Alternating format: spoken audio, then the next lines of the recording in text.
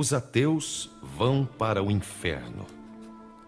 Me digam honestamente, quais de vocês, ateus, já não foram ameaçados com uma eternidade no inferno? Quais de vocês já não sofreram com uma tentativa de suborno derivada da estúpida aposta de Pascal? Para quais de vocês não lhe foram prometida uma eternidade de torturas e sofrimentos infindáveis se não parassem de praticar o único crime indesculpável aos olhos do dogma religioso? Vocês agora devem ter pensado em crimes horríveis, não? Pedofilia, estupro, homicídio, sequestro. Mas não me refiro a isso. Para Deus, tudo isso é desculpável. Mas existe um único delito que não permite clemência e ele se chama descrença. A moral religiosa é tão repugnante que as piores atrocidades foram e são perpetuadas em nome de Deus desde os primórdios da história até os dias de hoje, e não importa o quão ruim seja, poderá ser perdoado através de um sincero arrependimento. Mas existe algo que não goza de tal prerrogativa: o crime do ateísmo. É irônico e trágico que Deus, um ser supostamente dotado de onisciência, onipresença e onipotência, possua uma característica tão fútil como a vaidade. Deus pode suportar a tudo: padres que violam crianças, terroristas que atiram aviões contra prédios matando de forma instantânea a milhares de pessoas, e o estelionato cristalino com a venda de benesses em seu nome pelos templos de nosso mundo. Só não engole que não acreditem nele. Que belo exemplo de um ser todo-poderoso! O curioso é que conhecemos humanos que superaram a vaidade. Eu conheço humanos que não perdoariam a um padre que molestou um jovem, que o mandariam para a prisão num piscar de olhos. Sim, somos mais morais do que seu Deus. Nós, humanos, somos mais morais que o nosso obliterado Criador. Somos mais morais porque acreditamos que o que importa nessa vida é o que fazemos em direção à felicidade do próximo. Isso sim é moral. Esqueçam o resto, é apenas conversa fiada para desculpar as atrocidades divinas. Cabe então o genuíno questionamento a esse mesmo cristão que entende que a mera descrença ou a simples rejeição a algum versículo bíblico, como por exemplo aqueles ordenamentos que apoiam a escravidão, curiosamente, o próprio Cristo jamais a rejeitou, seja motivo suficiente para punir alguém para todo sempre, vez que nada há de imoral nisso. Muito pelo contrário. Imoral seria não fazê-lo. Nesse diapasão, será que um apóstata, um ateu ou um historiador que revelou uma contradição bíblica, ou homossexual que foi bondoso durante sua existência, generoso com o próximo e primou pelo altruísmo durante a vida, merece ir para o inferno? Ou seja, pessoas íntegras merecem sofrer eternamente apenas porque não concordam com dispositivos anacrônicos e sem respaldo em evidências? Por favor, esqueçam por um momento a teologia. Conhecemos os dogmas e já lemos a Bíblia mais de uma vez. Sabemos que quem julga é o tal Deus. A pergunta não é o que vai acontecer. A crase sanguínea da questão é: mesmo tendo vivido suas vidas de forma moralmente corretas, ainda assim é certo condenar pessoas a sofrer por toda a eternidade? O que você pensa? Caso esteja se contorcendo em uma vã tentativa de conciliar sua moral com sua teologia, respondo de imediato que você não precisa fazer isso. Você não é marionete e pode decidir por si mesmo. Sua opinião é importante, sim. Seu posicionamento pode provocar mudanças, sim.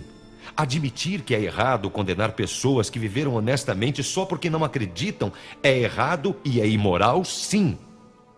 Duvido que alguém com menor senso crítico e que consiga pensar por si próprio acredite por um momento sequer que tais seres humanos merecem ser punidos.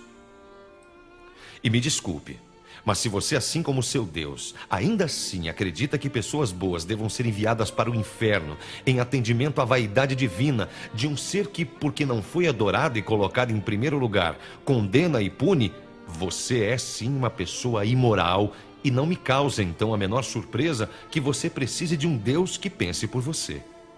Sejamos honestos. Submeter um ser humano ao domínio de outro pela força, leia-se escravidão, Ameaçar levar uma mulher até a soleira da porta e apedrejá-la caso se descubra não ser ela mais virgem. Ordenar a morte de povos inteiros, inclusive de idosos e de crianças, não são atitudes muito morais, não é mesmo? Ora, mesmo que se considere o mal-sinado contexto histórico, parece-me claro que um ser todo-poderoso e onisciente saberia que a escravidão e o genocídio são atos imorais em qualquer época e em qualquer ocasião. Nada justifica isso, nada. A descrença não parece tão relevante nessa comparação, não é verdade? A lógica da teologia cristã, por exemplo, é realmente curiosa. Se adotarmos seu regramento, obrigatoriamente devemos aceitar que Gandhi, a despeito de toda a devoção à causa humanitária e da luta a favor do bem como hindu, e logo, descrente na divindade de Cristo, restou condenado e a essa altura do campeonato já está mais do que assado em um belo tacho incandescente. Entretanto, para o famoso filho de Aloysius Kruber, que veio a se tornar um dos católicos mais famosos de que se teve notícia, tanto por seu bigode, quanto por ser responsável por uma das maiores carnificinas que a história conheceu, bastaria que em seus últimos suspiros fosse acometido por um honesto arrependimento para que fosse gozar do aprazível clima do paraíso cristão. Ora, deixem de vez a hipocrisia de lado.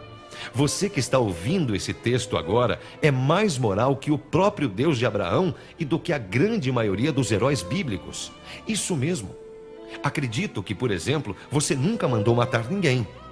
Não autorizou o estupro de mulheres ou a morte de crianças e nem ensinou como torturar outro ser humano, instruindo como encostá-lo no batente da porta para mutilar sua orelha. Se você acha que Deus também não o fez, é porque não leu a Bíblia. É evidente que a necessidade de se atrelar Deus a uma conduta moral é de uma ignorância tremenda. Não acredito em Deus e sei que desejar o bem-estar do próximo é a melhor direção a se tomar. Nada há de divino em buscar a paz. Precisamos viver sim em sociedade e é razoável que mesmo ao arrepio de qualquer dogma, importar-se com a felicidade do outro é bem melhor do que não fazê-lo. A boa convivência em sociedade é condição sine qua non para a sobrevivência da humanidade. É claro também que por vezes falharemos, erraremos e tentaremos fazer melhor em uma próxima oportunidade. Mas entendo que o correto é fazermos isso não pela crença de que no final ganharemos uma recompensa, mas porque é mais moral, mais produtivo, porque é o certo a se fazer. É mais moral trazer a felicidade do que o sofrimento. É mais moral trazer alegria do que tristeza. Independentemente da crença ou da descrença, a pessoa ao lado é igual a você e divide o único planeta que temos. Sofre e se alegra, erra e acerta, sorri e chora. De fato, acredito que o melhor para a civilização seria se, ao invés de nos dividirmos em cristãos, muçulmanos, judeus, espíritas e budistas, nos uníssemos apenas como seres humanos. Esta é a única certeza que temos. A certeza de que somos todos primatas, bípedes, homo sapiens e, sobretudo, mortais. O resto é mera conjectura. Bullshit. Quanto ao inferno, que me importa o inferno? Não é algo com que me preocupe. Não tenho o menor problema em rejeitar o Espírito Santo, que, segundo o entendimento teológico de alguns, seria o equivalente a um crime hediondo, algo verdadeiramente imperdoável. De fato, faço isso agora mesmo sem problemas ou arrependimentos. Quer ver? Eu rejeito o Espírito Santo. O que importa é a vida, esta vida, a única que sabemos, que temos, e não a que alguém em algum lugar te disse que você terá.